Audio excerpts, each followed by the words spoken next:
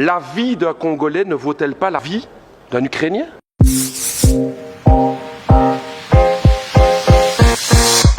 Madame la ministre des Affaires étrangères du Royaume de Belgique, je vous interpelle sur la situation dramatique du peuple congolais. Je pose la question, pourquoi la Belgique n'intervient pas? Pourquoi la Belgique n'intervient pas pour aider la tragédie du peuple congolais à l'est du Congo?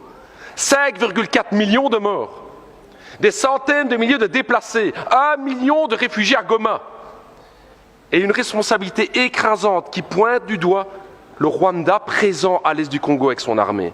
Et que fait la Belgique? Rien. Rien. Comment est-ce possible? Quand la Russie envahit l'Ukraine, à juste titre, c'est la condamnation. Ce sont les sanctions, ce sont les livraisons d'armes à l'Ukraine, mais quand il s'agit de la République démocratique du Congo, rien. On n'aide pas. La vie d'un Congolais ne vaut-elle pas la vie d'un Ukrainien? La vie d'une Congolaise ne vaut pas la vie d'une Ukrainienne? C'est la question que tous les peuples d'Afrique se posent. Pourquoi ce 2 poids 2 mesures? Qu'est-ce qui se passe dans la politique belge aujourd'hui? Alors je vais vous le dire, Madame la Ministre, non seulement la Belgique ne fait rien, non seulement les États-Unis ne font rien, mais je vais me dire plus. Hier encore, l'Union européenne a signé un accord avec le Rwanda. Un accord sur quoi? La gestion durable des matières premières. Nous y sommes. Le coltan, le cobalt, le nickel, le diamant, le cuivre. Voilà la raison pour laquelle la Belgique n'intervient pas. Business.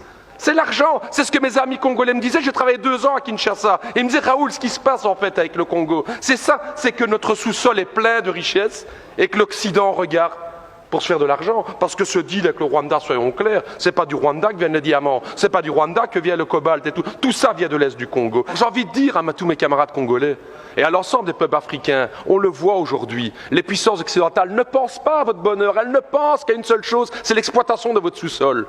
Vous pouvez aujourd'hui, vous pouvez croire à vos propres forces.